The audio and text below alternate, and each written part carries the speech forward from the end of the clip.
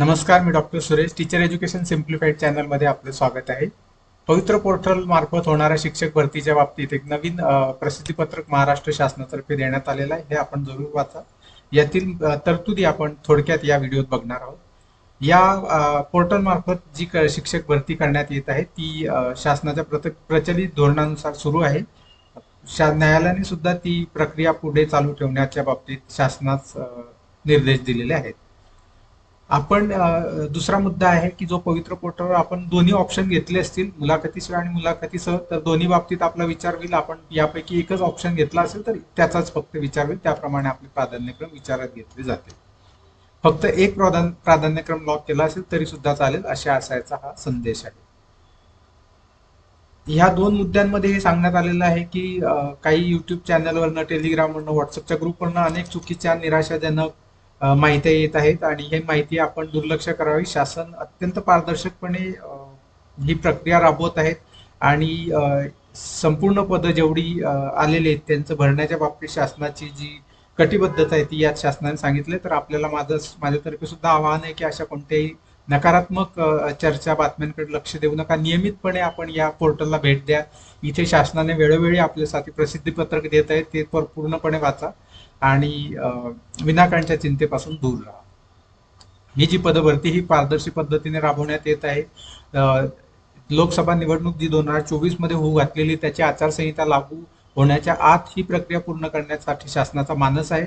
पण जर नाही होऊ शकली तरी सुद्धा लोकसभा निवडणुकीनंतर ही प्रक्रिया पूर्ण करण्यात येईल अशा पद्धतीचं आश्वासन इथे शासनाने दिलेलं आहे आणि आपण अनावश्यक चिंता करू नये अशा पद्धतीचं आवाहन सुद्धा करण्यात आलेलं आहे. यानंतर आताची जी सध्या कारवाई चालू आहे ती 22 जानेवारी 2024 पर्यंतची जी जाहिराती आली त्याच्या बाबतीत आहे. इथून पुढे सुद्धा दुसऱ्या टप्प्यामध्ये काही महाविद्यालय, संस्था ज्यांनी रजिस्ट्रेशन केलं नव्हतं ते आता या प्रक्रियेत येणार आहेत आणि त्यांच्या जाहिराती येतील. ह्या ज्या दुसऱ्या टप्प्यामध्ये जाहिराती येणार आहे त्याच्या आधी ज्या उमेदवारांनी काही चुकीची माहिती भरलेली आहे किंवा अपूर्ण माहिती आहे किंवा मुदतीमध्ये स्वप्रमाणपत्र प्रमाणित न केल्यामुळे अशा काही ज्या अडचणी, त्यामुळे ते अर्ज करू शकले नाहीत, त्यांना संधी दिली जाणार आहे दुसऱ्या टप्प्याच्या जाहिराती आल्यानंतर. त्यावेळेस आपण आपल्या प्रोफाईलमध्ये जाऊन ही प्रक्रिया जी ती पूर्ण करू शकाल, जेणेकरून तुम्हाला ही संधी घेता येईल. अभियोग्यता धारकांनी हा जो मेल दिला होता, ज्या मेलवर आपण नियमितपणे शासनातर्फे पत्र व्यवहार उत्तर देण्यात आली,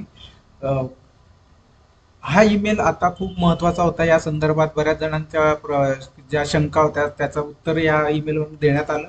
तर इथे आता सांगण्यात आलंय की ही प्रक्रिया आता पूर्ण झालेली आहे. आता शक्यतो काही आवश्यक नसेल आणि अत्यंत महत्वाचे नसेल तर विनाकारण ईमेल करू नका, कारण की अनेक ईमेलची गर्दी झाल्यामुळे जे महत्वाचे असतील, जिथे अत्यावश्यक असेल, त्यांना उत्तर द्यायला विलंब होतो. म्हणून शक्यतो आता कोणत्याही प्रकारची प्रक्रिया ही पूर्ण झालेली, प्राधान्यक्रम लॉक झालेला आहे. आता कोणत्याही प्रकारचे वैयक्तिक मेसेजेस, ईमेल आपण शासनाला करू नये. आपलं एकच काम आहे, नियमितपणे या इथे भेट द्यावी आणि इथे जे काही न्यूज बुलेटिन मध्ये जे शासन वेळोवेळी परिपत्रक काढून आपल्यासाठी सकारात्मक वातावरण निर्माण करते त्याचा आपण पूर्णपणे उपयोग करावा आणि शासनावर विश्वास ठेवावा. सगळ्यांची गुणवत्तेनुसार निवड होईल अशी खात्री आपण जरूर बाळगावी.